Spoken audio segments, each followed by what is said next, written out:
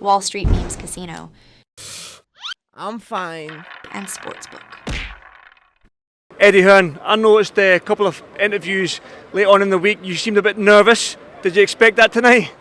I expected him to win, not necessarily like that, and not necessarily so early. That was one of the most unbelievable performances I've seen. That knockout goes to every news outlet. That knockout goes to every media outlet, every social media account. Anthony Joshua is the baddest man on the planet, and I'm telling you now, he beats everyone in the division. And people now listening to me, they used to listen to me and go, oh, you know it. You know it. You know AJ's the best heavyweight in the world. He is back, baby. He's got all the tools now, the defence, the footwork, the power, the spite. Ben Davison, Lee Wiley, we salute you. We have him. AJ is the goods and the future undisputed heavyweight world champion. What did you make of Joshua's performance tonight? It's absolutely fantastic. It was a fantastic knockout, and I almost got it right. I predicted 1 round, and he got it in 2, so it was what it was. You said the other day that we didn't know anything about Ngannou. We were going off everything from your performance, but we didn't still know a lot about him. But it was a bit of a rude awakening for him tonight in there. It was a rude awakening for Ngannou. But listen, you get a bit cocky like he did, and it was what it was. It was what it was. He got knocked out, and that's what a boxer should do to an MMA fighter. So credit to AJ. He did a fantastic job. Devastating. Is that the plan? Was that the plan that you come up with to go right from the off? Yeah, collectively as a team we come up with that. I think. Not disrespecting Ngannou, but everybody was going on about his chin and we wasn't so sure. Had it been hit by someone who punches like AJ, who was going to set it up like the way that he'd planned to set it up, and that's how it happened. Talk to me about that straight right hand in that first round. That was some punch. He didn't really recover from that after Ngannou. Yeah, he's not a natural southpaw, but he switched southpaw, so we'd said to AJ, drop a right hand to his body. And we was confident he was going to try and parry that. That's what he did. AJ sold it, switched it up, and that was what led to the first knockdown. We saw different elements in the Wallin win implemented there, but we saw a bit of the old AJ, which we've always been used to seeing tonight against Ngannou. Yeah, I just think that it's all AJ, we haven't got a magic wand or anything. We've just helped him select the right tools for the job, so... He was brilliant. It was a crushing knockout victory, and emphatic from AJ. He was seriously focused in the ring beforehand, and he gave a serious demonstration of what he can do. I love the fact that he's now found some comfort with Ben Davison. I think that's a really good trainer-fighter relationship. I think he's learned a lot from the other trainers, of course, Rob McCracken and the others, Angel and Joby, and everybody that's been with him. But I think the time of his life now, when he lost twice to Usyk and he's making his way back, he's found in Ben somebody that's a really good strategic trainer. He knows the sport inside out. He's worked with Tyson Fury, and I think Josh is one of these guys that just wants to learn more and get better, and I thought it was a fantastic display, reminiscent of an old Lennox Lewis knockout or something. It was just something that was unexpected. People were talking about Francis Ngannou's power Coogan. They were talking about AJ would just have to play it safe, would he win on points, but to go out and do that, and people will say, yes, it's a 2-fight novice, he shouldn't have been in the ring with him and all of that, but look what he did with Fury, so you can't really...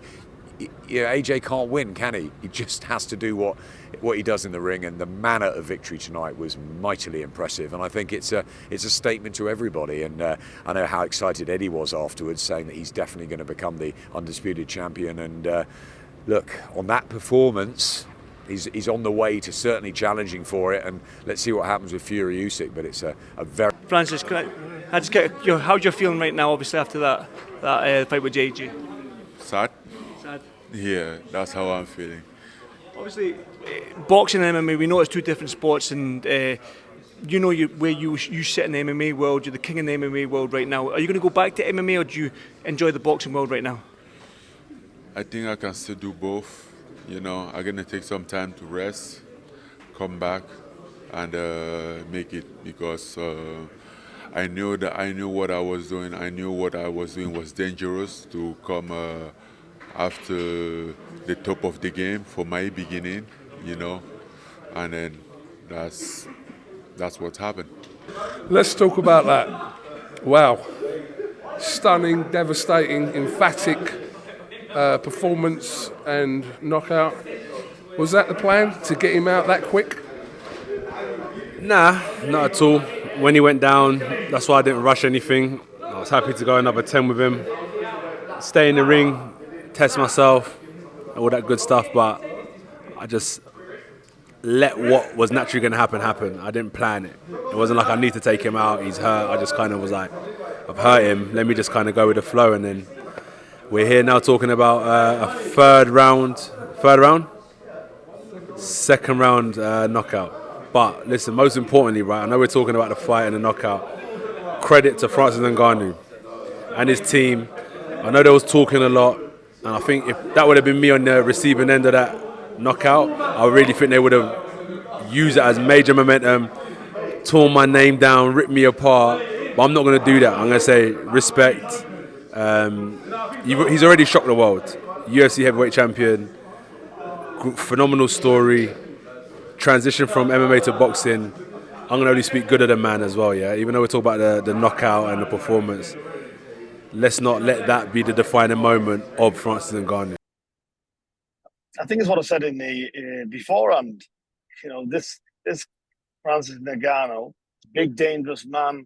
He's a fighting man, no doubt. Strong, powerful, but he's a complete novice. He's not a boxing man, is he? So you're in with a world level. When you step up, he should have been. He got dealt with how he should have been dealt with, because this is why he's boxing for a reason. You know, you couldn't miss him. So as soon as he started unloading, it was over. So that's what should happen to a one fight novice. Because being strong and powerful and big doesn't mean to say you're a world level boxer. You're not. It's a ring. It's for boxing, and that's what showed. That's what showed. Not taking anything from the fella, but this is boxing. It's not a tough man competition. Listen, if that was in MMA, it'd be the same the other way around. But it's not, is it? It's a boxing ring. So he's not at that level, and he can't be at that level. He's had no boxing experience. What did we just witness there? We witnessed professional, world-class Olympic champion, two-time unified heavyweight champion, boxing a man who's had one boxing match in his life. Did you expect that, David? Obviously, going into this, but what Ngannou done to Tyson? I didn't expect that. I kind of hoped it, but I expected that with Tyson Fury. The result here, I expected Tyson to do to him. What did you make of it? Come on. Oh, brilliant. That's what should have happened. What you're about? That's what should have happened. You said this needed to happen for boxing. What? You said this needed to happen for boxing beforehand. How can a novice come into our sport and do anything else? The whole week, all we can build up is the fact that, what if Ngannou hits him? That's what I said. If Ngannou hits him, it's a case of how Anthony... I'll tell you what I got wrong out of all of this. I didn't think Anthony Joshua would stop him. Did he stop him? That shit should have happened. He's a top 10 world-class fighter, former two-time heavyweight champion of the world. Boxed all the champions. As was said before, it's not just being said now. He's done everything that should have been done. How can a man come from any other sport after having one fight and do anything else but that? That's what should have happened, and that's how it should be. I'm a boxing snob, so I wouldn't expect anything else. You said he wouldn't stop him, though. Mm-hmm. All right. I got it wrong. What did you think? Devastating? Devastating. There's no words for it. Go on. Devastating. Like, he done what? No, my pleasure. He done what we know he can do. Like, he's just the absolute savage. He only puts his punches together, and when he lets his hands go, he's just like, it's an absolute wrecking ball. The first round, obviously, we saw that quite early from Joshua. The straight right hand flooring Francis Ngannou. Mate, you know what? I'm just so gassed to just see that sort of performance. Same with Wallin. Like, I mean, but that one in there is special. Do you know what I mean? That was you are not getting up, and I'm gonna make sure you ain't getting up. I'm gonna pin you to the floor, sort of punch. You know, and that's I'm just happy to see it. Proper entertaining. Amazing. Did you expect it that early within 2 rounds? He was composed. The way he was, and the way he was composed, you know, he jabbed to the body, jabbed to the hair, and then suddenly Ngannou was like putting his hand down, and then he just put it through the pipe. Do you know what I said earlier on? I fancied him to stop him, and I thought it was going to be really on point, but I didn't expect it to be as brutal and as quick as that. You know, I've always said there's the danger of Ngannou because he can punch. Could he catch him on the way out? And in the first round, he clipped him a couple of times, knocked him off balance a couple of times, and he shaped up really well. And I'm thinking, he looked sharper than what he did in the Fury fight. And then he switched to southpaw. I think there's such thing as being too smart. And I thought it felt comfortable in there, and he's gone southpaw. The minute he's gone southpaw, AJ didn't hesitate. It's like, okay, right hand, southpaw, there you go, bosh. Knocks him over. Ngannou's never had that, and he's thinking, what the fuck? I thought the first knockdown, I don't think he was particularly hurt. Then round 2 comes, that first knockdown in round 2, he was hurt. Somebody said, oh, should he have stopped it after that? No, you can't stop it after that. You got criticised. But that's where you rolled the dice, you allow it to go on, which you should have. But heavyweight boxing and destruction from fighters that are capable, like Anthony Joshua, walks straight across the ring and detonates that right hand. Unbelievable. One of the best knockouts I've seen live, especially in heavyweight boxing. I think that Joshua did great, really good, and came out firing shots, really took charge, tried to push Ngannou back and hit him into the body and the head, which is smart, and then really clipped him with that right hand, and that was just devastating. And you know, really, I know he punches really hard, so when he hits you like that, it's tough. Unbelievable. What a finish. Everything that we knew he could do, he's in the form of his life. He's going to go out, he's going to continue to do that to every heavyweight out there. He's number 1, undisputed. From the off, bad intentions, straight right hand flooring Ngannou, and didn't really recover from that after, Francis. No, not at all. It was a perfect shot, and it was the same as the Wallin fight, as in straight in there and throwing big punches and going for it. And I think the momentum, you know, keeping busy, active, 4 fights in 11 months is showing so many improvements. 3 punches to restore everything. 3 punches to get everybody off his back. He was brilliant tonight. I thought he was brilliant with a microphone. I thought he was even more stunning in the ring. I actually felt for Ngannou. The first knockdown was perfect. The second was brilliant. And the third and final one was devastating. He meant every bit of it.